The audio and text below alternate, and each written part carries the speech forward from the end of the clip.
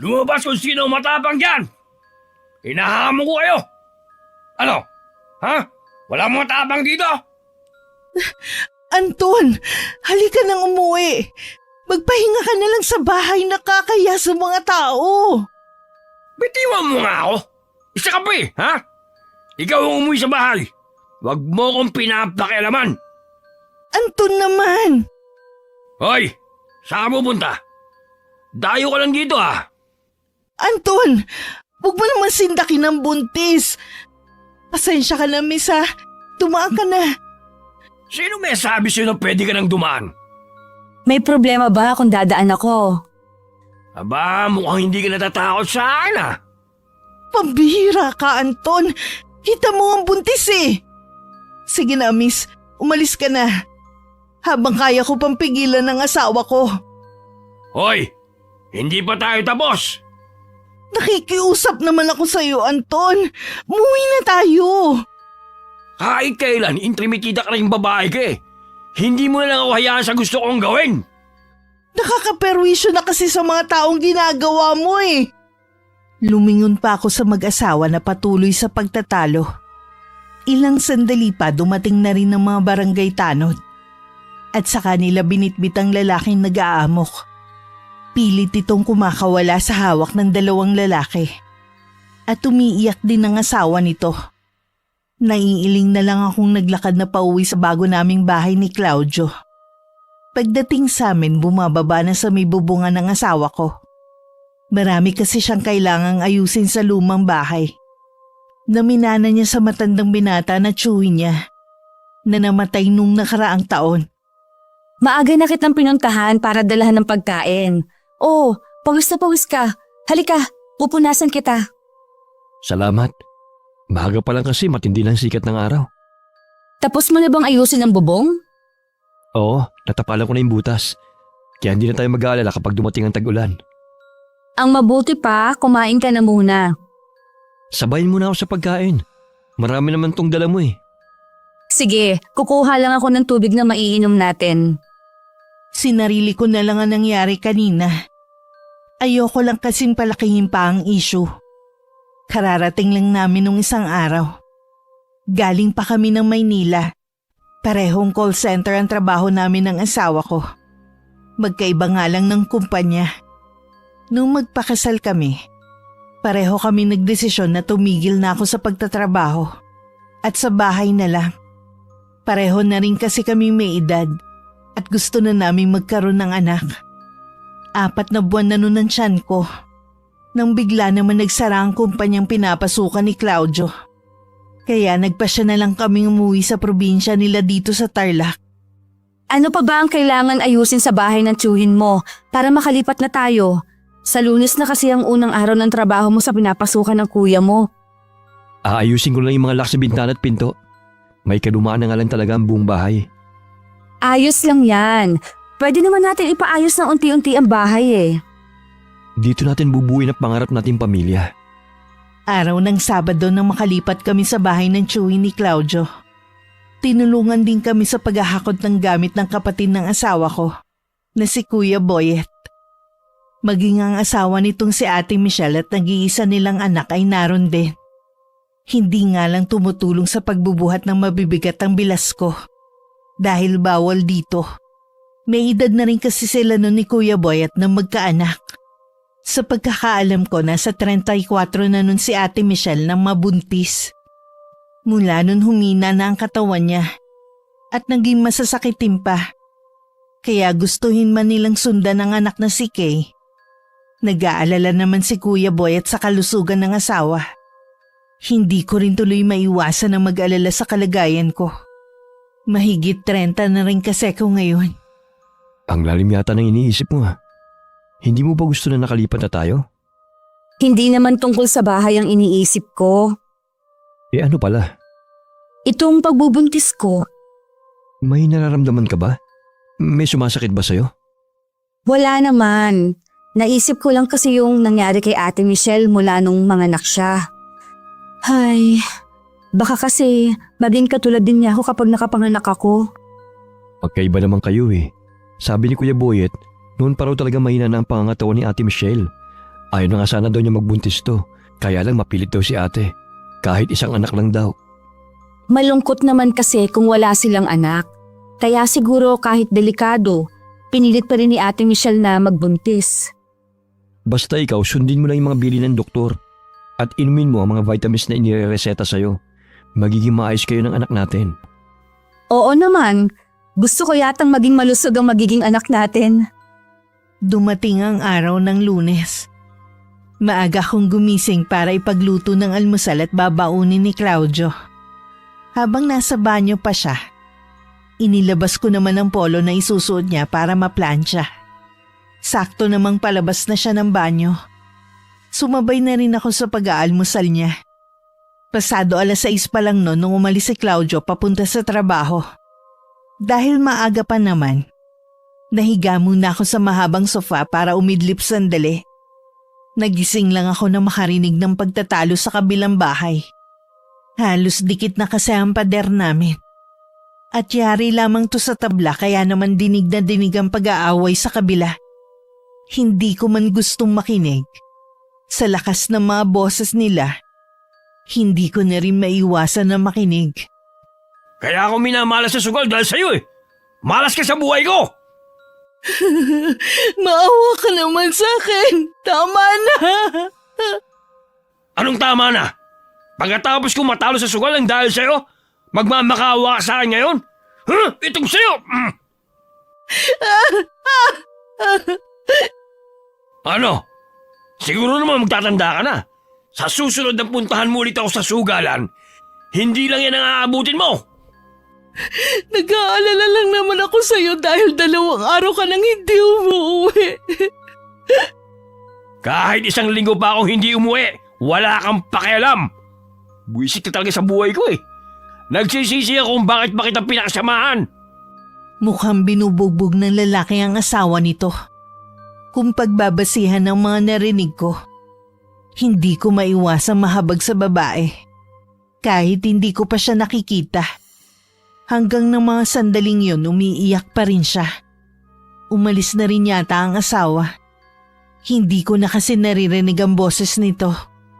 Nung umuwi ng hapon si Claudio, gusto ko sanang ikwento rito ang narinig ko sa kapitbahay namin. Pero halata sa kanya ang pagod. Kaya hindi ko na lang siya inabala sa pamamahinga niya. Sunod na umaga narinig ko na naman ang pagtatalo sa kabilang bahay. Minsan bumili ako sa may tindahan at narinig ko sa mga tambay doon. Nalasenggo nga raw at sugarol ang lalaki. Madalas daw nitong sakta ng asawa. Dahil maaliwalas naman ang panahon, naisipan kong tumambay sa labas ng bahay namin. Noon din lumabas ang babae sa kabilang bahay. Hindi ko naitago ang pagkagulat ko nang makilala ko siya. Maging siya man ay ganun din ang reaksyon. Oh, dito ka pala nakatira, miss. Oo. Ilang araw pa lang kaming nakakalipat.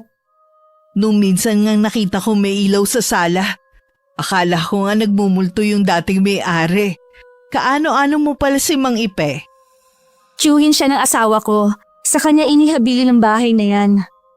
Si Claudio ba ang tinutukoy mong asawa mo? Oo. Hindi na nga nakakapagtaka na sa kanya ipamana ang bahay na yan. Siya kasi ang paborito nitong pamangkin. Ay, oo nga pala. Ako si Marisa.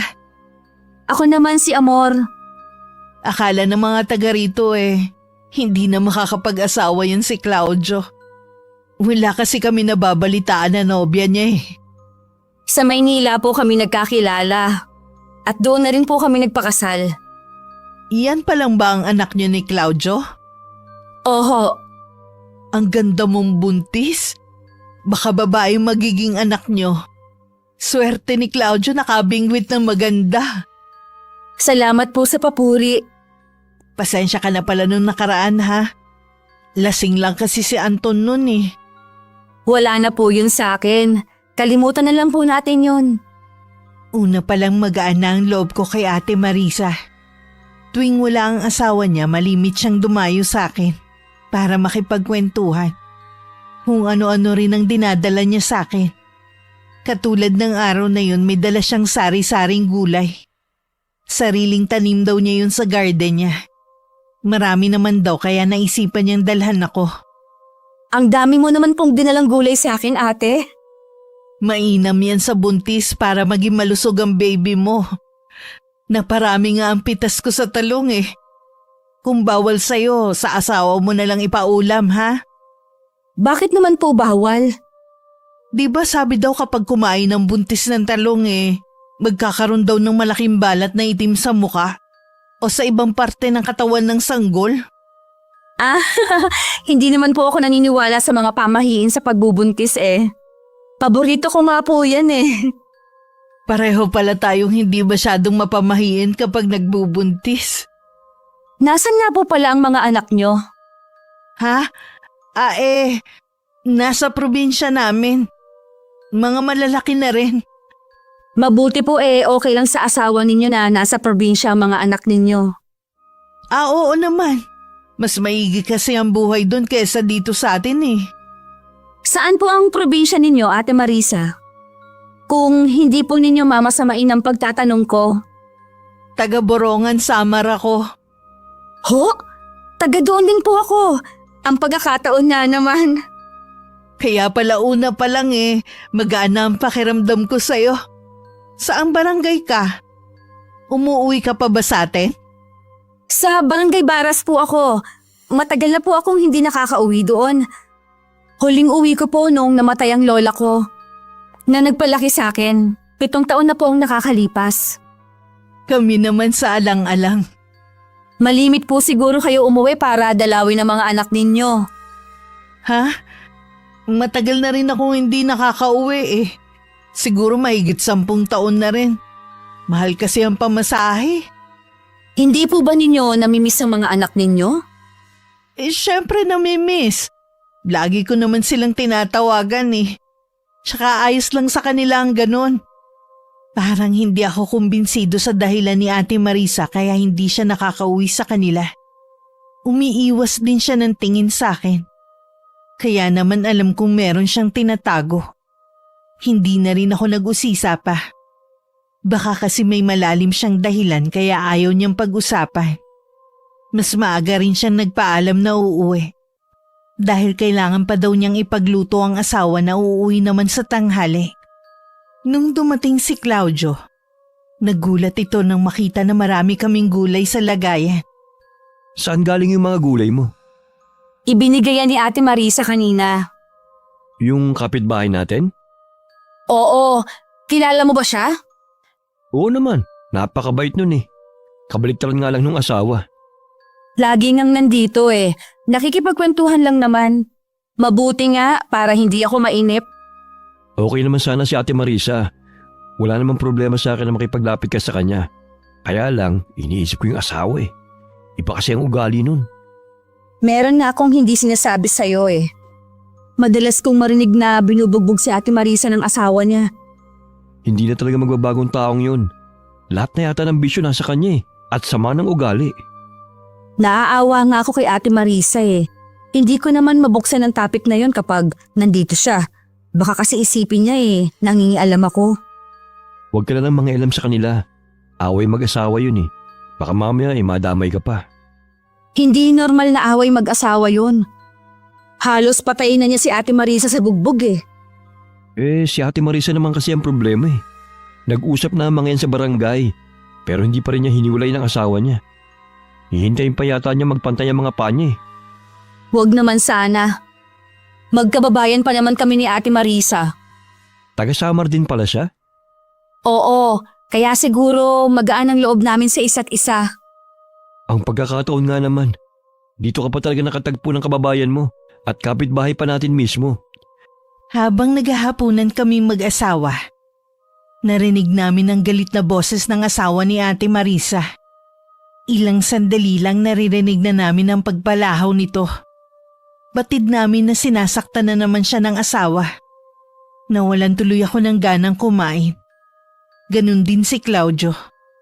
Ang tanging nasambit lamang ng asawa ko ay masasanay din kami sa ingay sa kabilang bahay. Kinabukasan walang pasok si Claudio. Niyaya ko siyang pumunta sa bahay ng kapatid nito.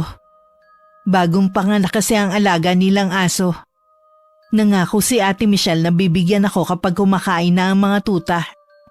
Maghapon din kaming nandun.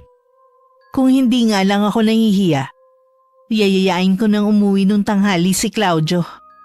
Gusto ko kasing alamin ang kalagayan ni Ate Marisa. Nang makauwi kami, dala na namin ang tutang hiningi ko. Dahil kulay puti yun, pinangalanan ko na lang ng Whitey yun. Habang nasa silid nga, pinapakiramdaman ko si Ate Marisa sa kabilang bahay. Wala din kasing ilaw, kaya nag-iisip ako kung may tao ba. Iniisip mo na naman ba ang kapitbahay natin? Nag-aalala ako para kay Ate Marisa. Baka kung ano na ang nangyari sa kanya. Sinabi ko naman sa'yo, huwag ka na mangialam sa problema nila. Wala man lang bang nagmamalasakit na taga rito kay Ate Marisa? Nagsawa na siguro sila sa kapapayo sa kanya at pagtulong. Siya nga yung may problema eh. Ayaw niyang hiwalayan ng asawa niya. Uy, sige na. Mabuti pa matulog na tayo. Huwag ka magpuwet kakaisip sa kapitbahay natin. Baka kayo naman ang anak natin na mapasama. Tahimik na lang akong sumunod kay Claudio. Humiga na ako sa tabi niya. Malalim na ang paghinga niya. Samantalang ako nananatili pa ring gising. Kinabukasan maaga na naman ako naghanda ng almusal ni Claudio. Hinatid ko pa siya hanggang tarangkahan namin. Nang hindi ko na natatanaw ang motor niya, tsaka naman ako nagtungo sa kabilang bahay. Matagal din akong kumatok bago may nagbukas ng pinto. Napasinghap ako nang makita ko ang kalagayan ni Ate Marisa. Puno ng pasa ang mukha at braso nito. Halos nakapikit na ang isang mata nito. Putok din ang labi na may natuyo pang dugo.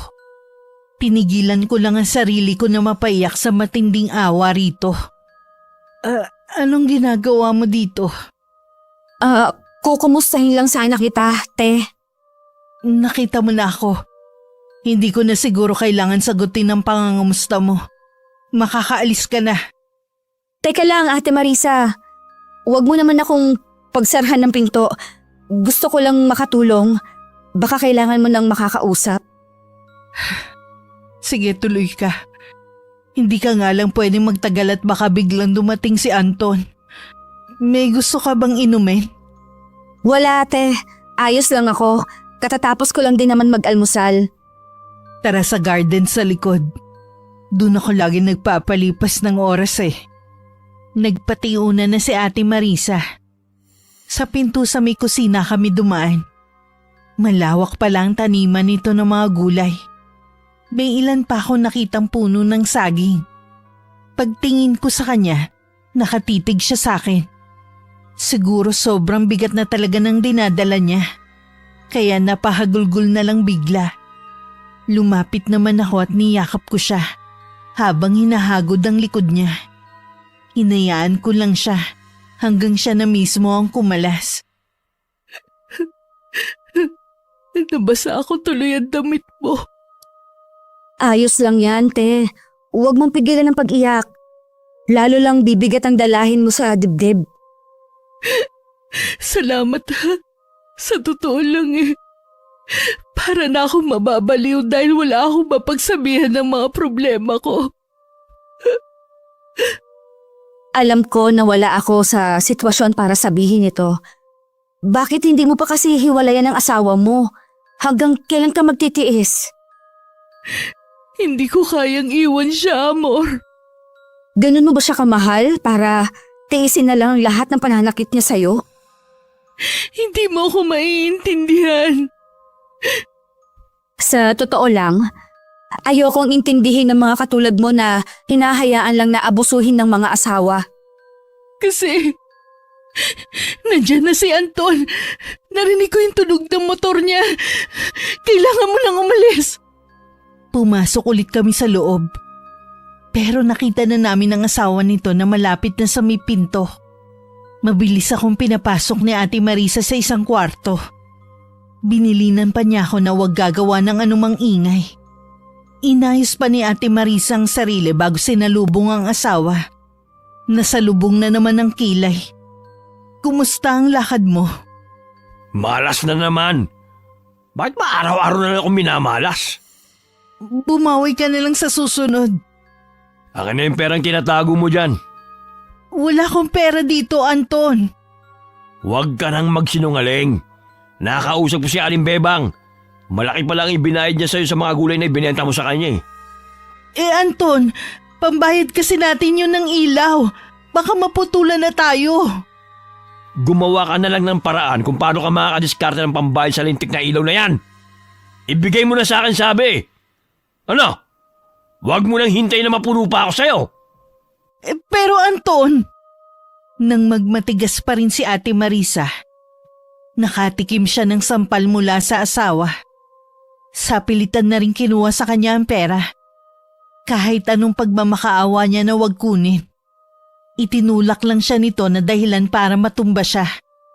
Tuluyan na rin nagalit ang lalaki. Makailang ulit pa nitong sinipa si Ate Marisa. Sa susunod, kapag sinabi kong ibigay mo ang perang hinihingi ko, ibigay mo kaagad. Para hindi ka nasasaktan ng ganyan. Kapag hindi na naman kasi ako nakabayad ng kuryente, magagalit ka pa rin naman sa akin. Sasaktan mo din ako. Kaya nga gumawa ka ng paraan kung saan ka kukuha ng pambayad ng kuryente natin. Siguraduhin mo lang, hindi tayo mapuputulan. Dahil kung hindi, lagot ka sa akin. Wala na ka kasi magpautang sa akin. Hindi ko naman kasi nababayaran eh. Hindi ko na problema yon. Tabi dyan! Anton! Anton! Ibalik mo na yung pera! Hindi ako makapaniwalang sa maliit na bagay. Nagagawa ng lalaki na saktan ng ganun si Ate Marisa. Nang matiyak na wala ng asawa niya, tsaka lang ako lumabas ng kwarto. Gusto ko pa sanang gamutin ang sugat ni Ate Marisa. Pero pinauwi na niya ako. Baka daw kasi malaman ng asawa nito na nagpunta ako sa bahay nila. O di kaya may magsumbong na kapitbahay. Dama ko sa panginginig ng kanyang kamay ang matinding takot sa asawa. Mula ko nagawa kundi iwan siya. Maghapon tuloy akong wala sa mood. Wala na akong ginawa kundi tumanaw sa may labas ng bintana. Nang dumating si Claudio, sinabi ko sa kanya na nagpunta ako sa kabilang bahay. Ano, galing ka dun? Nasisiraan ka na ba, amor? Paano kung nadatnan ka ni Mang Anton? Hindi mo alam kung paano magalit yun. Alam ko, dahil nakita mismo ng dalawang mata ko kung paano niya saktan si Ate Marisa. Sana naman isipin mo magiging anak natin. Baka mamaya mapano ka dahil sa katigasan ng ulo mo. Gusto ko lang kasing kamustahin si Ate Marisa. Hindi ko naman alam na uuwi agad si Mang Anton. Nakikiusap ako sa'yo. Huwag ka nang babalik dun.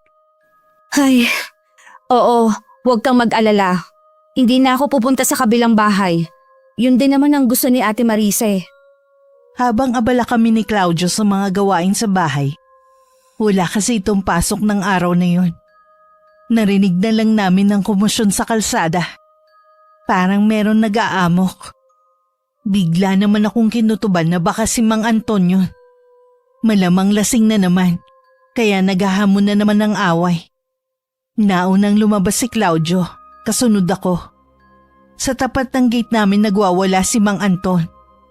Ngumiti pa to nang nakakaloko nang makitang palapit ang asawa ko. Kakasa ka ba sa hamon ko, ha? Mga kababaryo, saan ang pusta nyo? Sa puti o sa pula? Nakikiusap po ako sa inyo, Mang Claudio. Umuwi na po kayo sa inyo. Nakakabulahaw na po kasi kayo eh. Sino ka ba para pagsabihan ako, ha? Akala mo kung sino ka rito, ah. Wala kang karapatan na utusan akong umuwi. Kahit sino dito, walang karapatan para utusan ako. Anton, hindi mo ba siya nakikilala? Siya si Claudio. Ah, ikaw pala si Claudio. Pasensya ka na, ha? Di kita nakakilala eh. Ang laki na kasi nang ipinagbago ng itsura mo eh. Pasensya na kayo, Claudio, ha? Lasing lang ang asawa ko. Ayos lang po, Ate Marisa. Iuwi niyo na lang po ang asawa niyo. Halika na umuwi. Itulog mo na lang ang kalasingan mo. Teka lang. Nag-uusap pa kami ni Claudio eh. Tsaka ka na makipag-usap kapag hindi ka nalasing. Hinila na ni Ate Marisa ang asawa niya pero itinulak lang siya nito. Nang matumba siya, minura-mura pa siya ng lalaki habang dinuduro-duro. Wala namang magawa ang mga taong nakikiusyoso. Tila sanay na ang mga to sa ganung eksena. Tumigil lang sa pagwawala si Mang Anton nang dumating ang mga barangay tanod. Sapilitan nila itong pinauwi. Nung gabi maririnig na naman ang ginagawang pambubugbog ng lalaki kay Ate Marisa. Sa pagkakataong yun, mas matagal ang ginagawa nitong pananakit. Hindi ko matiis ang naririnig kong iyak at pagmamakaawa ni Ate Marisa. Kaya naman akma akong lalabas ng bahay namin nang pigilan ako sa braso ni Claudio. Saan ka sa tingin mo pupunta? Bitiwan mo ko! Sasaklolohan ko si Ate Marisa! Ano?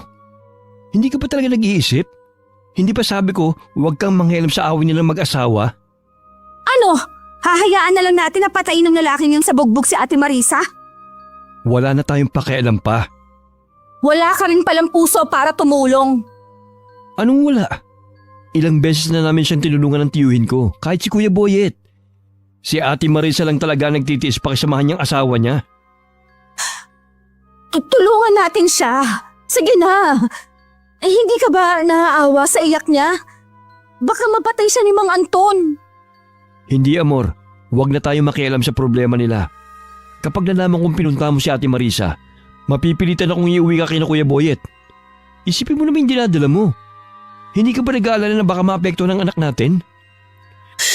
Kaya lang... Magpahinga na lang tayo. Huwag mo nang intindihin naman nadidinig mo. Hindi ganun kadali na baliwalain ang ingay sa kabilang bahay. Bahala ka. Kung ayaw mo magpahinga, basta ako matutulog na ako at maaga pa ang pasok ko. Buong magdamag akong walang tulog. Pero maaga pa rin akong bumangon para ipagluto ng agahan si Claudio. Siguro naramdaman niya nagtatampo pa rin ako sa kanya. Gusto mo bang ihatid muna kita sa bahay nila Kuya Boyet? Makipagkwentuhan ko muna kay Ate Michelle para hindi ka naiinip dito sa bahay. Dito na lang ako. Marami din naman akong gagawin dito sa bahay eh. O sige, pero huwag mo sana akong susuwayin ha. Para din yun sa ikabubuti mo. Oo, alam ko naman yon. Tsaka napag-isip-isip ko na tama ka. Baka malagay pa sa alanganin ng pagbubuntis ko kung masyado akong papaapekto sa nangyayari kay Ate Marisa. Mabuti naman natauhan ka agad. Paano, alis na ako ha. Ingat ka rito. Sahod ko mamaya. May gusto ko bang pasulubong? Kahit ano, alam mo naman kung anong paborito ko eh. Humalik pa si Claudio sa akin bago siya lumabas. Hanggang sa may pintuan lang ako. Siya na lang din na nagbukas ng gate at nagsara nito. Pagkatapos ko magawa ang mga gawaing bahay, nilaro ko naman si Whitey. Pagsulyap ko sa orasan sa dingding, nakita ko malapit ng magtanghalian. Akma na sana akong pupunta sa kusina na marinig kong may tumatawag sa labas. Agad akong lumabas nang makilalang si Ate Marisa ang tumatawag sa akin. Pwede bang dito muna ako, amor? Si Anton kasi muntik na niya ako sunugin kanina. Mabuti na lang walang laman yung kahon ng posporo. Oo naman, te. Pasok ka muna. Kagabi pa nga ako nag-aalala sa'yo eh. Pasensya ka na ha. Wala na kasi akong alam na pwede kong lapitan eh. Tama lang na dito ka pumunta. Hayop talaga ang asawa mo. Ngayon lang naman nangyari na muntik na niya akong sunugin. Para siya may sapi kanina. Ang mabuti pa, te, maligo ka na muna. Baka mapano ang balat mo sa gas. Magkasing katawan lang naman tayo eh. Kasya naman siguro ang damit ko sa'yo. Oo, salamat amor ha. Naglabas ako ng bagong tuwalya sa kabinet namin. Tsaka ko yun inabot sa kanya. Umiiyak pa rin siya nang pumasok sa banyo. Naghanda naman ako ng maiinom niya. At tinuloy ko na rin ang balak kong pagsasaing. Sigurado kasing wala pa rin kain si Ate Marisa. Ilang sandali lang lumabas na siya ng banyo. Yung duster ko muna ang pinasuot ko sa kanya. Hindi ko mapigilan na makaramdam na naman ng galit. Nang makita ko mga pasa niya sa buong katawan. Gusto mo bang pumunta tayo sa barangay para isumbong ang asawa mo? Huwag na. Lalo lang magagalit sa akin si Anton. Isa pa pag-aayusin lang naman kaming dalawa eh. Bakit hindi mo na lang iwan ang asawa mo? Umuwi ka na sa probinsya nyo. Kung inaalala mo lang ang pamasahe, bibigyan kita. Hindi na ako makakauwi sa amin. Wala na akong mukhang ihaharap sa kanila. Mas lalo ka nga nilang dadamayan dahil sa ginagawa ni Mang Anton na pananakit sa'yo. Hindi mo kasi ko naiintindihan. Isa lang ang nakikita kong dahilan kung bakit hindi mo magawang iwan ang asawa mo. Masyado mo siyang mahal, higit sa sarili mo. Hindi na uso ang martir sa panahon na yon. Ilang beses na niya akong pinagbantaan na papatayin kapag tinangka akong takasan siya. Baka totohanin niya yun kapag nahuli niya ako. Huwag kang matakot, tutulungan ka namin ni Claudio. Kahit makatakas ako kay Anton, wala na rin akong mapupuntahan. Hindi na rin ako makakauwi sa amin. Galit na galit sa akin ang pamilya ko. Kahit ano pa ang nagawa mong kasalanan noon, tiyak na napatawad ka na nila. Walang kapatawaran ang ginawa ko sa kanila, Amor. Dahil walang matinong babae na iiwan ang sariling pamilya niya para sumama sa ibang lalaki. Tama bang naiisip ko? Hindi si Mang Anton ang tunay mong asawa? Oo, sumama ako kay Anton. Iniwan ko mga anak ko. Kaya kung ano man ang nangyayari sa akin, ito na ang karma ko dahil sa ginawa kong kasalanan. Nasubukan mo na ba silang tawagan? Natatakot ako na marinig ang panunumbat nila sa akin. Ang totoo niyan, miss na miss ko na sila. Matagal ko nang pinagsisihan ang ginawa ko sa kanilang pag-iwan, Amor. Kailangang maging matapang ka. Hindi mo malalaman kung napatawad ka na nila kung hindi mo susubukan na tawagan sila. Natutuwag ako, Amor. Hindi pa rin ako makapaniwala sa natuklasan kong lihim ni Ate Marisa. Ngayon mas naiintindihan ko na kung bakit mas gusto niyang magtiis sa piling ni Mang Anton. Naghain ako ng pagkain namin. Nalaman kong kagabi pa pala hindi kumakain si Ate Marisa. Kaya naman gutom na gutom siya. Nakaramdam na naman ako ng habag sa kanya. Ang hirap kasing makikita mo ang kapwa babae na nasa ganong sitwasyon. Sige Amor. Kailangan ko nang umuwi sa amin. Baka malaman ni Anton na nandito ako. Huwag ka nang bumalik sa hayop na lalaking yon. Baka tuluyan ka na niya. Kung sakali man na may mangyari sa akin masama, pwede mo bang tawagan ng pamilya ko? Sabihin mo sa mga anak ko na mahal ko sila. Ibibigay ko sa iyo ang numero ng anak ko. Bakit hindi ikaw ang tumawag sa kanila? Kung alam mo lang kung ilang beses kong sinubukan. Pero lagi akong pinangungunahan ng takot, Atiya. Ay, hindi pa rin kita pwedeng payagang umuwi sa inyo.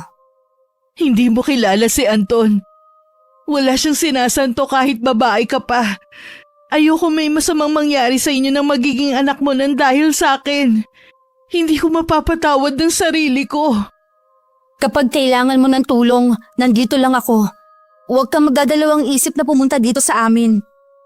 Kanina pa balisa si Ate Marisa.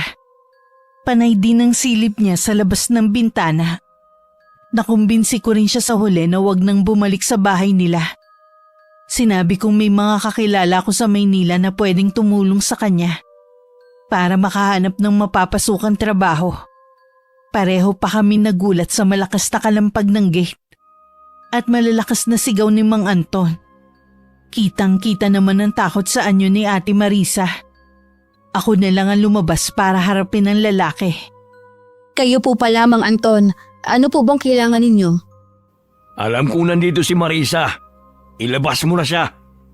Wala po siya dito. Huwag mo na siyang itago. May nakakita sa kanya. Nandito siya pumunta kanina.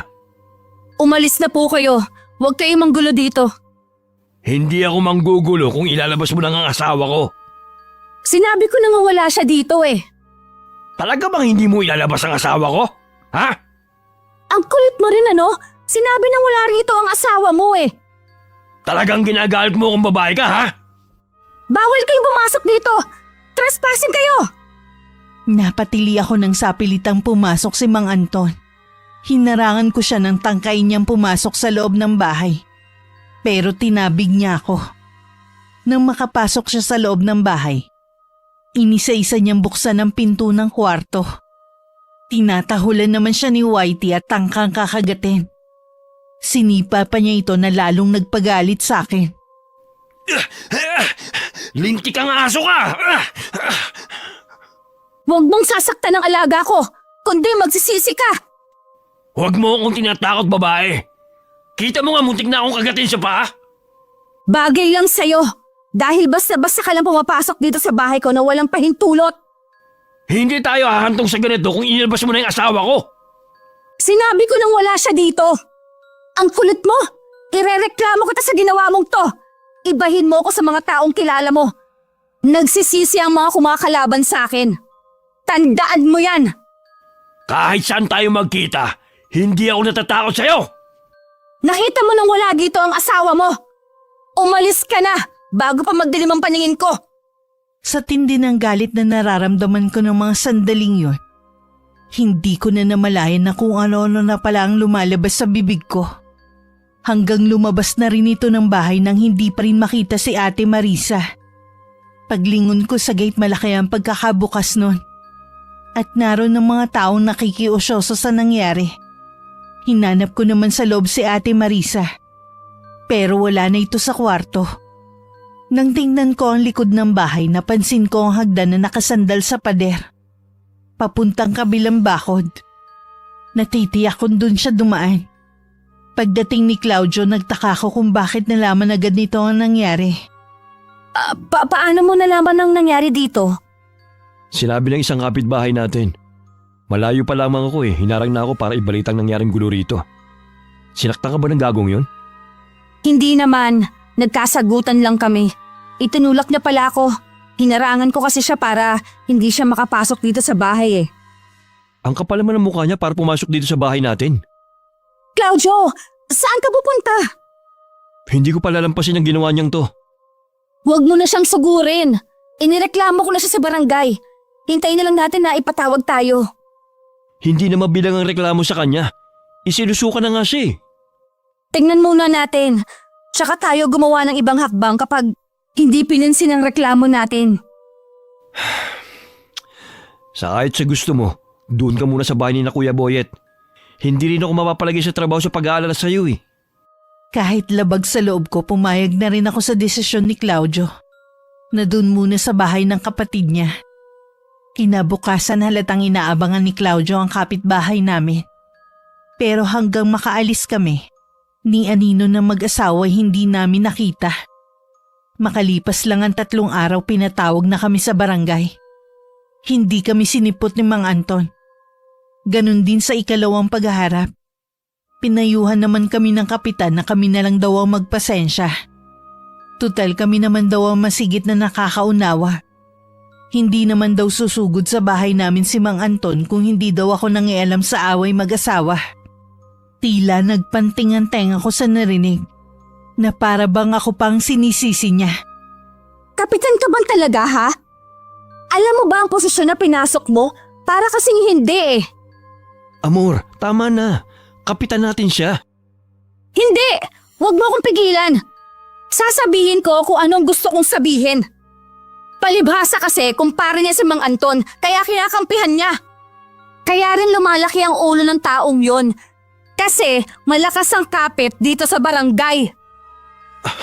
Mabuti pa, umuwi na tayo. Kung hindi mo kayang gampanan ang tungkulin mo, sana naman, alam mo kung paano mamagitan. Hindi yung ibamumukha mo kaagad kung kanino ka kumakampi.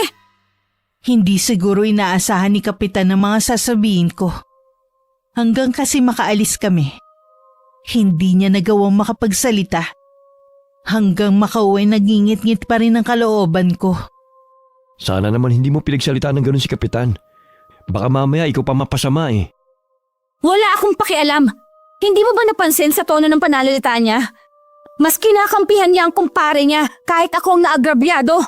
Pinatutunayan lang niya na kapag dayo, kahit nasa tama, hindi pakikinggan sa barangay na to. Anong silbi ng barangay na yan?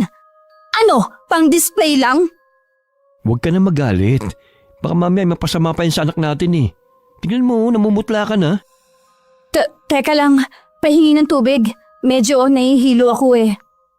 Yan ang nga ba sinasabi ko eh. Maupo ka muna rito. Kukulang ako ng tubig. Ayos lang naman ako. Medyo nahilo lang ako. Napakainit naman kasi ng panahon. Tapos pinapainit pa ang ulo ko. Oh, ito ng tubig mo. Parang gusto ko na tuloy magsisi na dito pa tayo tumira eh. Hindi mo kailangang magsisi. Tahimik naman tayong namumuhay dito. Itong kapitbahay lang natin talaga ang problema. Sa susunod na manggulo pa siya rito sa bahay, hindi ko na talaga palalampasin. Oras na may masamang mangyari dito sa dinadala ko, wala akong ibang sisisihin kundi siya. Huwag mong hayaan na maapektuhan ka ng taong yun. Ako na ang bahala kapag may ginawa pa siyang pamimerwisyo dito sa atin. Sa ikatlong paghaharap sana namin ni Mang Anton sa barangay, hindi na rin kami sumipot. Wala rin naman kasing mangyayari. Kumalat din ang balita sa barangay namin ang tungkol sa ginawa kong pagsagot kay Kapitan. May iba na pumanig sa akin. Meron din namang hindi natuwa. Habang nasa bahay ako ni na Ate Michelle, nagkaroon ako ng pagkakataong tawagan ng numerong ibinigay ni Ate Marisa. Nakausap ko ang panganay na anak niya. At nalaman ko hanggang ng mga sandaling yun, hinihintay pa rin nila ang ina. Wala na daw silang galit sa ina, maging ang kanilang tatay. Ang tanging hiling na lamang nila'y makapiling ang ina. Sinabi kong matagal nang gusto umuwi sa kanila ni Ate Marisa. Natatakot lamang ito na baka hindi siya tanggapin. Hinihingi pa nila ang address ng ina. Pero sabi ko kakausapin ko muna si Ate Marisa. Claudio, pwede bang dito na lang ako sa bahay? Bakit? Nagkaroon ba kayo ng problema ni Ate Michelle? Wala naman. Napakabait ng hipag mo para magkaroon kami ng problema sa isa't isa. Namimiss ko lang dito sa bahay. Pasensya ka na, pero hindi kita mapapayagan. Hintayin mo lang ang day off ko para may kasama ka rito. Pero habang nasa trabaho ko, dun ka muna sa bahay ni na Ate Michelle. Sa tingin ko naman, hindi na mangangahas na manggulo pa dito ang kapitbahay natin. Ni hindi nga magawang dumungaw man lang sa may pinto nila eh. Kahit na, gusto ko maging panatag ako kapag nasa trabaho. Inaalala ko rin kasi tong bahay natin. Tingnan mo, hindi ko na nalilinisan. Alam mo naman na hindi ako sanay na maggulo at madumi ang isang bahay. At isa pa, nahihirapan na rin ako sa pagpaparoot pa rito. Pasensya na pero hindi kita maaaring pabayaan mag-isa rito. Iniisip ko nga kung doon muna tayo kina Kuya Boyet hanggang makapanganak ka eh. Anong silbi na plano natin na bumuo ng sariling pamilya kung hindi naman tayo nakabukod? Pansamantala lang naman eh. Kapag hindi pa rin tumigil ang kapitbahay natin, mapipilitan akong humanap ng ibang matitirhan malayo rito. Nagulat ako sa sinabing yun ni Claudio. Tumutol din ako sa gusto niyang mangyari. Nagtalo pa kami nun pero siya pa rin ang nasunod. Nadun muna ako sa bahay ng bilas ko habang nasa trabaho siya. Tuluyan na kaming hindi nagkita ni Ate Marisa. Isang umaga na walang pasok si Claudio. Bigla na lang sumulpot si Mang Anton sa labas ng gate namin na tila maamong tupa. Anong ginagawa niyo rito? Ganun ba talaga kakapal ang apog niyo para magpakita sa amin? Pagkatapos ng ginawa niyo? Ay, kaya nga ako nandito para humingi ng dispensa sa inyong mag-asawa eh. Matagal ko nang gustong pumunta rito. Ay kaya lang nauunahan ako ng hiya eh. Amor, pasensya ka na ha. Mainit lang talaga ang ulo ko nun eh. Huwag na po ninyong uulitin na basta nalang pumasok sa bahay namin at manggulo. Oras na ginawa niyo yun ulit, hindi ko na yung palalampasin pa. Sa akin kayo mananagot. Oo Claudio, hindi na talaga mauulit. Pangako yan. Mang Anton, pwede bang malaman ang kalagayan ni Ate Marisa? Ha? Ay, nasa bahay. Abala sa kanya mga pananim. Sana naman po, huwag niyo na siyang sasaktan. Maawa na kayo sa kanya. Ay, hindi na naman kami nag-aaway. Mahal ko naman ang asawa ko eh. Pasensya na talaga sa abala namin sa inyo. Ewan ko ba? Parang hindi ko maramdaman ng senseridad sa paghingi ng paumanhin ni Mang Anton. May kakaiba sa kilos niya at kislap ng mga mata. Mas lalo tuloy akong hindi mapalagay. Samantala na makabalik si Mang Anton sa bahay nila, galit na sinipa pa nito ang upuan na dahilan para matumbay yun. Takot namang napasiksik si Ate Marisa sa isang tabi. Akala mo kung sino? Napakayayabang! May araw din sa akin ang dalawang yon. Sino bang tinutukoy mo? Sino pa ba? Yung kapitbahay natin mag-asawa. Galing ka sa kanila ngayon? Oh! Ayun kasi yung utos sa akin ni kumpare. Humingi daw ako ng dispensa sa mag-asawa. Bakit naman sinabi sa'yo yun ni Kapitan? Nasira raw ang reputasyon niya nung sagot-sagutin siya ng babaeng buntis na yun. Marami na kasimpatya sa kanya. Tama naman kasi ang sinabi ni Amor sa Kapitan natin.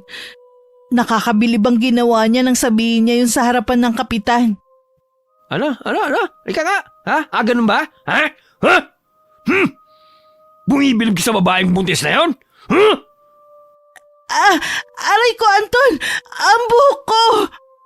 Ikaw ha? May atraso ka pa sa akin. Dinadagdagan mo na naman? Maawa ka sa akin, Anton! May bali pa nga ako eh. Huwag mo naman ako saktan ngayon. Hindi ako papayag na hindi maaganda sa lintik na buntis na yun. Tignan ko lang kung mangialam pa siya sa susunod. Anong gagawin mo kay Amor? Maawa ka naman sa buntis, Anton. Ako na lang ang pagbuntunan mo ng galit. Huwag kang makialam sa akin. Dahil pareho kayo malilintikan ng babaeng buntis na yun. Nung araw na hinatid ako ni Claudio sa bahay ng kapatid niya, hindi na muna namin nun sinama si Whitey. Nag-iwan na lang ako ng pagkain at tubig niya sa kulungan. Nahihirapan na kasi ako nun sumakay sa motor at hawak pa siya. May kabigatan na rin kasi ito. Nung hapong umuwi kami, dumaan pa kami sa nag-iihaw para bumili ng ulam nito. Pag-uwi sa bahay, una ko napansin na bukas ang kulungan nito. Agad kong hinanap si Whitey. Ganun na lang ang sinda ko na makita itong nakahiga sa tapat ng pinto namin. Habang bumubula ang bibig. Nang lapitan ko siya, matigas na ito. At dilat ang mga mata. Nangangatal ang buong katawan ko sa matinding galit. Nasisiguro ko kasi na sinadya ang pagkamatay nito. Natitiyak kong nilaso lang alaga natin, Claudio. Wala ngang dudang nalason siya. Pero sino naman kayang gagawa nito kay Whitney? Pati ba naman aso na walang kalaban-laban ni pagtitripan pa? Sino ba bang gagawa kundi ang demonyo nating kapitbahay? Sabi na nga be, kaduda-duda yung paghingi niya ng dispensa sa atin. Wala tayong ebidensya kung siya nga ba talaga may kagagawan. Madali niya tayo mababaliktad. Siya lang naman may matinding galit sa atin eh. Paano mo may papaliwanag na nakalabas ng kulungan ng alaga natin, ha? Tapos may naiwan pang kapiraso ng karne sa tabi niya. Sadya talagang nilaso ng alaga natin at saka iniwan mismo sa harap ng pinto natin. Kung siya nga, dapat mas mag-ingat tayo. Baka ikaw naman ang gawan niya ng masama. Gawin niya lang. Bigyan niya ako ng dahilan. Matinding galit ang nararamdaman ko ng mga oras na yun. Kitang-kita yun sa pananalim ng mga mata ko. Nang sumunod na araw pagkahatid sa akin ni Claudio, nagpaalam naman ako sa bilas ko na may kailangan lang bilhin na gamot para sa pagbubuntis ko. Wala siyang kaalam-alam na babalik ako sa bahay namin. Sakto naman na nagbubukas ako ng gate nang biglang lumabas sa kabila si Mang Anton. Bahagya pa siyang nagulat, pero napalis din naman at napalitan ng nakakalokong ngiti. Sigurado na ako na ikaw ang lumason sa alaga naming aso. Hoy babae, huwag mo nga ako pinagbibintangan, ha? Baka gusto mong ireklamo kita sa barangay. Mabuti pa nga, baka sakaling sumipot ka. Ang yabang mo talagang buntis ka, ha? Ikaw, matapang ka lang kapag wala si Claudio. Anong sabi mo? Itong tatandaan mo, malapit ka ng buminggo sa akin. Isang-isa na lang. Anton! Pumasok ka nga sa loob, Marisa. Huwag kang makialam dito. Maawa ka naman kay Amor. Buntis siya. Pabayaan mo na lang sila mag-asawa. Talaga bang wala kang gagawin kundi kampihan sila, ha? Wala naman akong kinakampihan eh. Ang akin lang, pabayaan mo na sila. Wala naman silang ginagawang masama. Sa lagay na yan, hindi mo pa sila kinakampihan? Pumasok sa loob. Doon tayo magtuos. Oo, papasok na. Noon ko lang ulit nakita si Ate Marisa.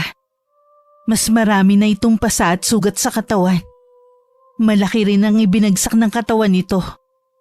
Hinila ni Mang Anton ang asawa sa loob ng bahay. Alam kong may hindi magandang mangyayari kay Ate Marisa. Habang nasa loob ng bahay, dinig ko ang iyak niya at mga sigaw. Nang masilip ko na umalis na ang asawa niya, dali-dali akong pumunta sa kabilang bahay. Wala na akong pakialam kung may makakita man sa akin. Naabutan kong nakahandusay sa sahig si Ate Marisa. Ate Marisa! Gumising ka, ate! Amor, anong ginagawa mo rito? Baka dumating si Anton. Kaalis lang niya. Jack, mamaya pa siya uuwi. Hindi ka na dapat nagpunta rito. Tama ng pagtitiis mo. Iwan mo na siya. Maawa ka naman sa sarili mo. Bumalik ka na sa totoo mong pamilya. Wala na akong babalikan na pamilya. Alam mo yan. Hindi yan totoo. Matagal ka na nilang hinihintay. Napatawad ka na rin nila. Nakausap ko ang panganay mong si Archie. Totoo ba yan, Amor? Nakausap mo ang anak ko? Opo, te. Sige na, bumalik ka na sa kanila. Tutulungan kita. Ang mga anak ko, nasasabik na akong makita at mayakap kayo. Nang araw na yun isinama ko si Ate Marisa sa bahay ng bilas ko. Labis naman ang awa ni Ate Michelle nang makita nito ang kalagayan niya. Magkatulong naming ginamot si Ate Marisa. Nakatulog pa nga ito dahil sa matinding sama ng pakiramdam. Nang dumating si Claudio, nagulat ito nung una. At parang nagalit sa ginawa ko. Pero nang makita nito ang kalagayan ni Ate Marisa, nahabag din siya sa babae. Magpapagaling lang siya tapos uuwi na rin sa kanila. Hindi naman kasi pwede na umuwi siya sa kanila na ganyan ang kalagayan. May nakakalambang nandito si Ate Marisa? Hindi ako sigurado kung may nakakita na inilabas ko siya sa bahay nila. Ang mabuti pa, huwag na muna tayong bumalik sa bahay. Hahakutin ko na yung mga gamit natin. Pasensya ka na kung hindi ko sinunod ang sinabi mo na huwag nang mangialam sa kanila. Sobrang naaawa na kasi ako kay Ate Marisa eh. Bilang babae, hindi ko matiis na nahihirapan siya. Naiintindihan naman kita eh. Tama lang ang ginawa mo na tulungan siya. Salamat at naintindihan mo na rin ako. Hindi na ako isinama ni Claudio na bumalik sa bahay namin para kunin ang ilan naming gamit. Sakto nung kinakarga na niya sa motor ang mga nakuha niyang damit, nang lumabas si Mang Anton sa kabilang bahay. Mukhang naghahakot ka ng gamit ah. Oo, pansamantala na dun muna kami sa bahay ng kapatid ko. Baka kasi mapanak ang asawa ko nang wala sa oras. Dahil sa pagkamatay ng alaga nyo, masyado naman maramdamin ng asawa mo. Para aso lang eh. May puso kasi ang asawa ko. Tsaka mabuti na rin na ilayo ko siya. Baka kasi hindi ako makapagtimpi. Makagawa ko ng isang bagay na pagsisisihan ko sa uli. Sige. Naalala ko, may gagawin pa pala ako. Nakakaramdam din pala ng takot si Mang Anton. Sa palagay ko sadyang duwag ito sa ibang tao. Kay Ate Marisa lang siya matapang dahil hindi ito lumalaban sa kanya. O di kaya kapag nakakainom. Ngayon ko lang din napagtanto.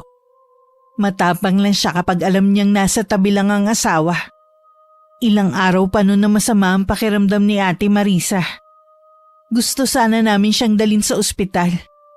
Pero ito mismo ang tumatanggi. Masyado ko na kayong naaabala. Simpleng trangkaso lang naman to eh. Huwag ka nga palang masyadong maglalalapit sa akin, baka mahawa ka. Huwag kang mag-alala, ate. Malakas ang resistensya ko. Hindi ako madaling mahawa. Salamat nga pala sa inyo ha. Mula nang nag-umpisang saktan ako ni Anton, ngayon lang meron tumulong sa akin. Madalas ayaw nilang mangialam. Ang mga taong yon, hindi alam ang salitang pakikipagkapwa-tao. Kung hindi ka dumating sa buhay ko, hindi pa ako makakakita ng pag-asa. Magpagaling ka, Ate Marisa, para makauwi ka na sa inyo. Huwag mong sayangin ang ibinigay sa iyong pagkakataon para makasama mo ulit ang pamilya mo. Oo, hindi ko sasayangin. Babawi ako sa kanila sa ilang taong kong pagkakawalay sa kanila. Ilalaan ko na sa kanila ang natitira ko pang taon sa mundo. Sa loob ng ilang araw nakikita kong pilit lumalaban si Ate Marisa. Determinado siyang gumaling agad. Natutuwa naman kami mag-asawa dahil unti-unti na siyang nakakabawi. Gusto na sana niyang bumiyahe na, pero hindi pa namin mapayagan. Gusto kasi namin tuluyan na siyang magaling bago umuwi sa kanila. Nag-aayos ako noon ng mga gamit. Nang takot na lumapit sa akin si Ate Marisa. Amor, nakita ko si Anton malapit dito sa bahay. Mukhang nagmamanman siya sa atin. Hindi kaya alam na niya na nandito ako. Hindi niya pa alam. Nagbabaka sakali lang yun na baka makita ka dito. Mabuti na lang hindi ka naglalabas ng bahay. Anong gagawin natin? Puro tayo babae dito, baka bigla niya tayong pasukin. Huwag kang matakot. May iba pang kamag-anak si Claudio sa paligid. Kung sakali man na may gawin siyang hindi maganda, makakahingi agad tayo ng tulong. Hindi katulad sa kabilang bahay. Walang pakialam ang mga tao dun. Palibasa kasi yung mga tao doon kung hindi takot. Kampi kay Anton. Dahil siya ang lehitimong taga rito. Lalabasin ko lang siya, Ate Marisa. Ayoko kasi naaaligid-aligid siya dito sa bahay eh. Huwag ka nang lumabas. Baka mamaya kung anong gawin niya sa'yo. Hindi naman ako takot sa kanya. Basta, dito ka lang. Amor! Pilit pa rin akong pinipigilan ni Ate Marisa. Pero mas nanaigang kagustuhan kong lumabas. Paglabas ko ng pinto agad kong natanaw si Mang Anton. Tinitigan ko siya at hinintay makalapit. Mukhang lasing ito dahil hindi tuwid ang lakad niya. Lalo ko napatunayan na tama ang hinala ko na maamoy ko ang alak sa katawan niya. Ano na naman ba ang ginagawa mo dito? Hindi niyo ba talaga ako bibigyan ng katahimikan? Hanggat hindi mo nilalabas ang asawa ko, hindi ko ibibigay ang katahimikan na hinahanap mo. Mukha ba akong hanapan ng nawawalang asawa, ha? Bakit hindi mo kaya tanungin niyang sarili mo kung bakit nilayasan kayo ng asawa mo? Alam mo, kaya siya nagkaroon ng lakas ng loob na layasan ako dahil sa pansusulsul mo. Tarantado pala kayo eh. Ilang taon niyo nang binubugbog si Ate Marisa? Sa tingin niyo kaya hindi pa siya matatauhan? Uy, kasalanan din naman niya kung bakit siya nasasaktan eh. Kahit ano pa ang dahilan, wala kayong karapatan na saktan si Ate Marisa. Ay, huwag mo nga akong pangaralan tungkol sa mga karapatan na yan. Sa pagsasama namin, ako lang ang batas. Kaya ikaw, ilabas mo na ang asawa ko. May nakakita sa'yo na pumasok sa bahay namin nung araw na mawala si Marisa. Kaya ikaw lang ang pwedeng tumulong sa kanya. Ha? Pwes, hindi niyo na makikita ang asawa niyo. Wala na siya dito. Bumalik na siya sa totoo niyang pamilya. Anong ibig mo sabihin? Tuluyan ka nang iniwan ni Ate Marisa. Bumalik na siya sa pamilya niya. Huwag mo nga akong pinaglululoko, ha? Paano siya tatanggapin ang asawa niya? Iniputan niya sa ulo yun. Iniwanan niya ang mga anak niya para sa akin. Gago lang tatanggap sa kanya ulit. Tinanggap ulit siya ng pamilya niya. Gusto nilang makasama muli si Ate Marisa. Ganon ang tunay na pagmamahal. Handang magpatawad gaano man kalaki ang kasalanang nagawa ng isang tao. Hindi ako naniniwala sa'yo. Tumamig ka dyan! Marisa, alam ko nandyan ka. Uwi na tayo, mahal. Hindi ka ba talaga makaintindi, ha? Wala dito ang asawa mo. Kung doon sa kabila hindi ka natatakot magwala, ibahin mo dito. May mga malasakit ang tao dito. Ang nakakalokong ngiti sa labi ni Mang Anton ay biglang napalis. Nanalim din ng mga mata nito sa pagkakatitig sa akin. Hindi naman ako nagpatinag. Nang akala kong wala na siyang sasabihin, tatalikod na sana ako. Nang bigla siyang nagsalita na puno ng pagbabanta. Kung ayaw mong matulad sa alaga niyong aso ang asawa mo, ilalabas mo si Marisa. Alam ko hindi pa siya nakakalis. Tama pala talaga ako. Ikaw ang lumasong kay Whitey. Ganyan ang napapala ng mga katulad mong pakialamera.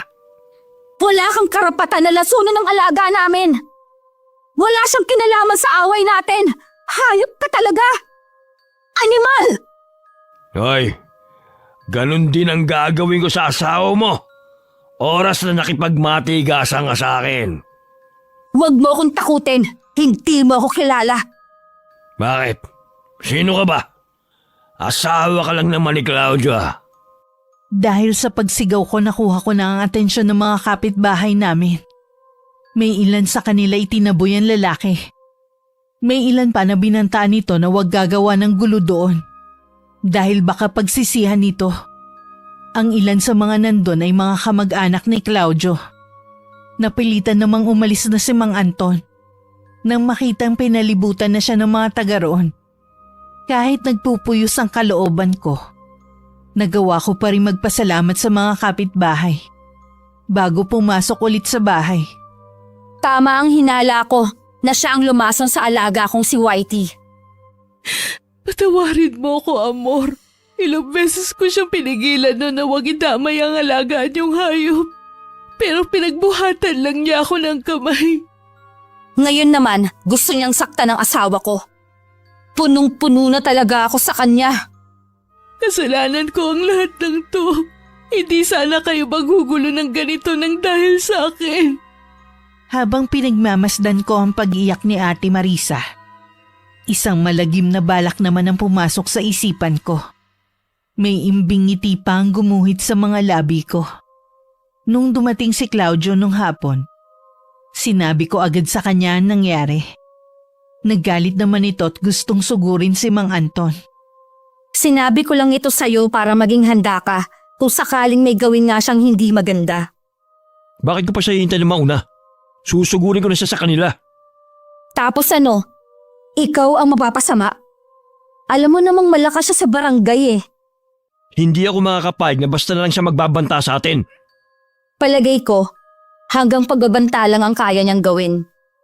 Malakas lang ang loob niya kapag nasa tabi niya si Ate Marisa. Kaya pilit niya itong pinababalik. Ilang araw na ang nakalipas. Wala pa rin ginagawang hakbang si Mang Anton. Tila tama nga ang sa pantaha ko. Hindi pa rin mawala sa isip ko ang mga ginawa niya. May palagay akong tuluyan lang matatahimik si Ate Marisa kapag nawala na si Mang Anton. Maging ang maliit naming barangay. Sa binabala ko sa kanya, makakaganti na rin ako. Nagpaalam ako sa bilas at kay Ate Marisa na pupunta lang sa health center. Hindi nila alam bumalik ako sa bahay namin. May mga gamit pa kasi ako natira doon. Kabilang ang gamit sa barang.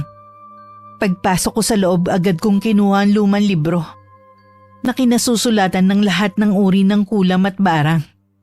Sa isang pahina ang mga nakalarawan doon ay mga iba't ibang insekto.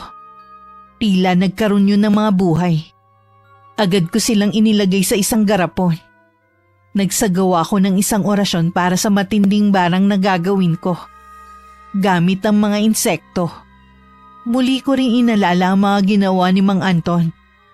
Habang nagsasalimbayan yun sa isipan ko, pinupuno naman ito ng galit ang puso ko. Umuwi na rin ako pagkatapos kong maisagawa ang plano ko. Pagdating ko sa bahay, nadatnan kong nandun na si Claudio. Ang aga mo namang umuwi ngayon. Nag-half day na lang talaga ako ngayon. Medyo masama kasi ang pakiramdam ko eh. Pumunta ka nga daw sa health center. Bakit parang ang tagal mo? Ha? Ay, dumaan pa kasi ako sa bahay natin. May kinuha lang akong ilang gamit doon. Kanina nga pala, nakasalubong ko si Mang Anton. Nakikiusap siya kung pwedeng ilabas na raw natin si Ate Marisa. Anong sinabi mo? Wala tayong kinalaman kung nasan si Ate Marisa. Kaya nagwala na naman. Pasensya na kayo ha. Pati kayo nadamay sa problema ko. Naisip ko na baka pwede kong kausapin si Anton bago ko umuwi sa amin.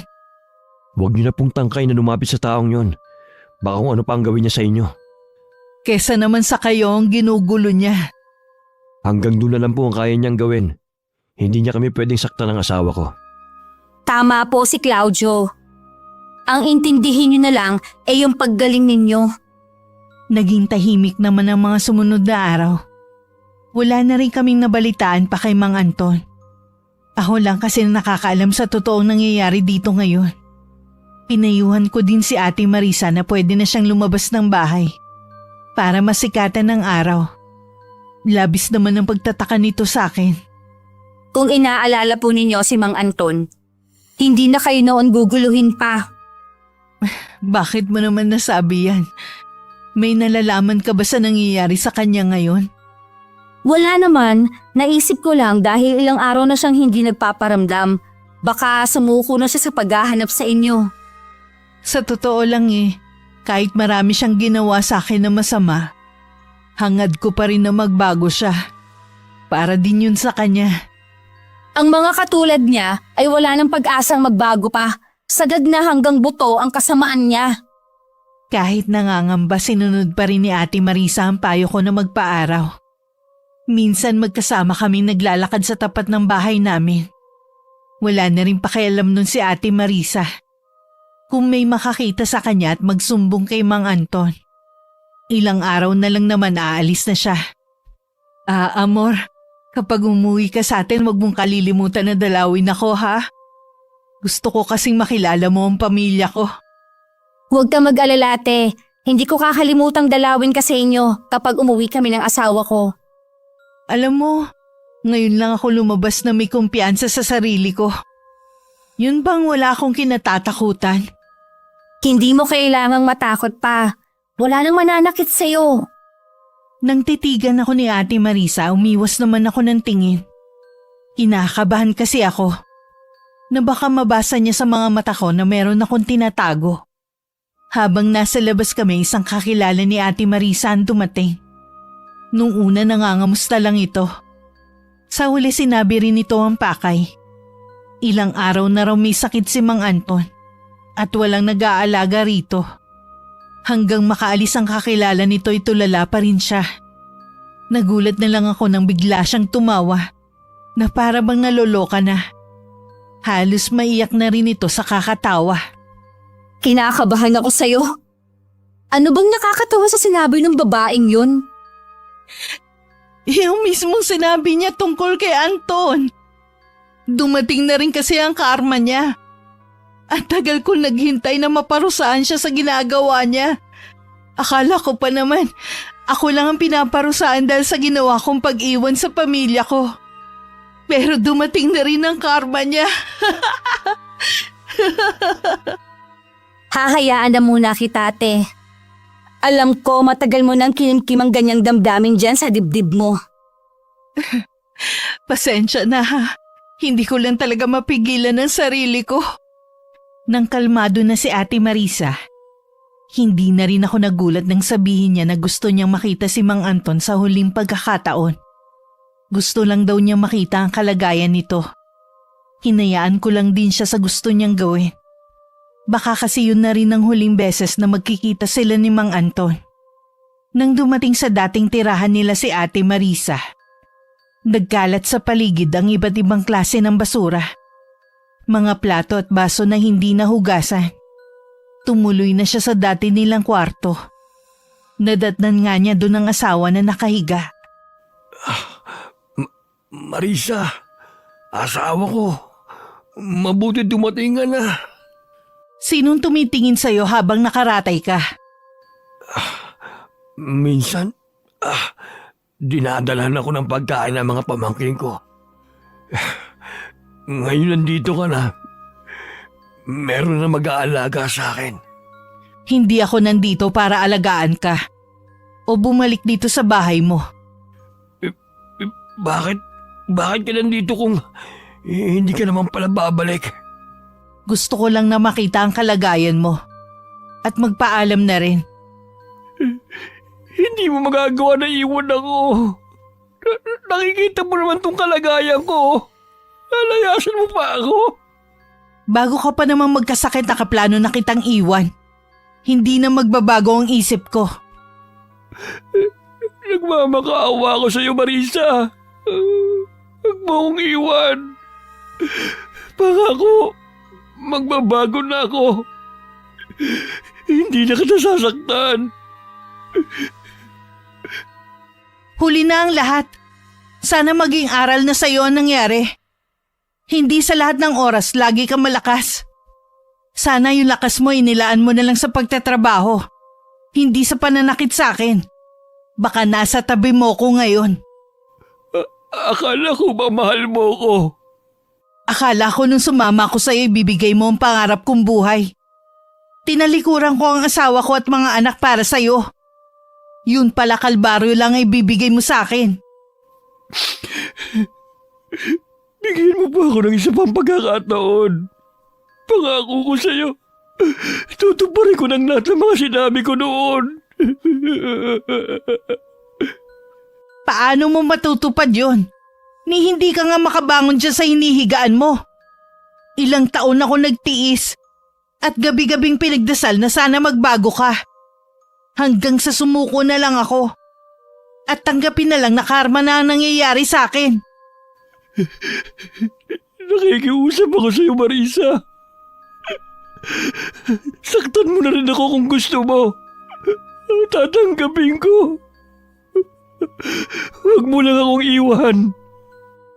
Kukunin ko lang ang mga gamit ko. Hindi na ako magtatagal. Huwag, Marisa. Mahal kita. Huwag mo akong iwan. Marisa! Habang inilalagay ni Ate Marisa ang mga damit sa bag, panay naman ng iyak at pagmamakaawa sa kanya ni Mang Anton. Nakakaramdam naman siya ng awa. Pero mas pinanaig niya ang kagustuhan na makalaya rito. Bago lumabas ng bahay, sinulyapan pa ni Ate Marisa ang lalaki. Puro sugat at nana ang buong binti nito. Tila ba kinakain ng laman nito at kita na ang mga buto. Tila ang makisig nitong pangangatawan ay biglang naglaho. Humpak na rin ang pisngi nito at nanlalalim ang mga mata. Marisa! Huwag mo akong iwan! Parang awa mo na!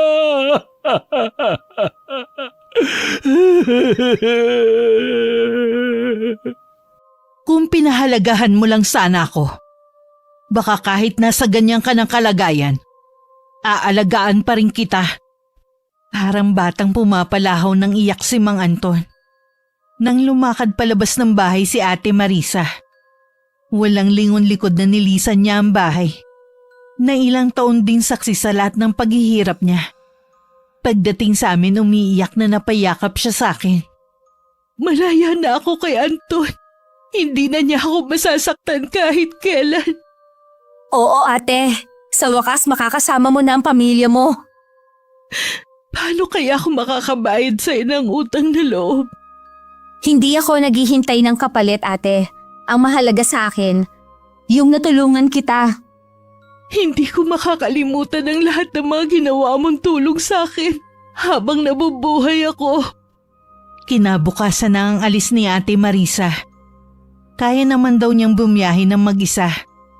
Ibinigay ko na rin sa kanya ang baon niyang pera. Bakas naman ang pag-aalala sa mukha ni Claudio nang dumating galing trabaho. Kailan ang alis na Ate Marisa? Bukas ng tanghali, bakit? Sa tingin ko kailangan mas maaga nang umalis ni Ate Marisa. May kumakalat kasing balita dito sa lugar natin. Anong balita? May bumabarang daw kay Mang Anton. Iniisip ng kamag-anak niya, baka si Ate Marisa. Ang kikitid naman ng utak nila. Kung may alam si Ate Marisa sa barang, sana noon pa niya ginawa. Eh di sana tapos na ang problema niya. Ang payo sa akin ng kaibigan ko rito, paalisin na natin si Ate Marisa. Baka raw kasi dito sumugod ang mga kamag-anak ni Mang Anton. Agad kong kinausap si Ate Marisa. Kinabakasan din ito ng pag-aalala sa mga sinabi ko. Sa huli nagdesisyon kaming sa ibang lugar na lang siya magpalipas ng gabi. Habang hinihintay ang pag-alis niya. Tama naman ang asawa mo. Baka madamay pa kayo. Malamang tagagawa ni Mang Anton ang kumakalat na balita. Kahit ako kumbinsido na binabara nga si Anton. Hindi pangkaraniwan ang sakit na dumapo sa kanya. Pero sino kaya ang gagawa nun sa kanya? Hindi naman nila kayang patunayan. Malinis ang konsensya ko. Karma na ang nangyayari sa kanya. Naging madamdamin ang paghihiwalay namin ni Ate Marisa. Sa maikling panahon kasi, naging malapit kami sa isa't isa. Pero masaya na rin ako na sa wakas. Makakabalik na rin siya sa totoo niyang pamilya. Ang asawa ko't si Kuya Boyet ang naghatid sa kanya sa bahay ng isang kaibigan. Nahanda ring tumulong sa mga kababaihang inaabuso. Mula doon sila na ang bahalang maghatid kay Ate Marisa sa sakayan. Salamat naman at tapos na ang problema ni Ate Marisa. Oo nga, matindi rin ang mga pinagdaanan niya. Siya nga pala, may balita ka ba kay Mang Anton? Dumalala na daw ang kalagayan niya. Hindi na rin tinangka ng pamilya na dalhin sa doktor. Hindi na rin daw kayang gamutin ng albularyo. Uli na daw ang lahat eh. Bara nga daw ang ginawa sa kanya. Punong-puno daw ng insekto ang loob ng tiyan nito. At kung saan-saang butas daw lumalabas. Tama lang ang nangyari sa kanya. Kabayaran sa mga ginawa niya kay Ate Marisa, sa atin at kay Whitey. Nabalitaan na lang namin na buhay pa si Mang Anton ay inuuod na ang buong katawan nito. Nagmamakaawa na raw to sa pamilya na tapusin na ang paghihirap niya. Huling nabalitaan namin, ibinaon na raw ng buhay ng pamilya niya ang katawan nito sa lupa. Hindi namin matiyak kung may katotohanan nga ba ang balitang yun. Pero ilang linggo rin naging usap-usapan yun. Hanggang sa kusa na siyang namatay. Dumating na rin ang kabuanan ko. Naroon ang takot ko na baka balikan ako ng karma. Dahil sa ginawa ko kay Mang Anton. Pero sa awa ng Panginoon, ligtas ko na ipanganak ang anak namin ni Claudio. Hindi naman ako likas na masama. Nadala lamang ako ng matinding galit. Wala rin akong pinagsabihan ng kaalaman ko sa barang. Naminana ko pa sa aking lola. 1 taon na ang anak namin. Nang umuwi kami sa probinsya ko. Muli kami nagkita ni Ate Marisa. Kitang-kita sa kanya ang kaligayahan at pagiging kontento sa buhay na siyang nararamdaman ko sa piling ng asawa at anak ko. Wakas. Lumabas kung sino matapang dyan! Hinahamon ko kayo! Ano?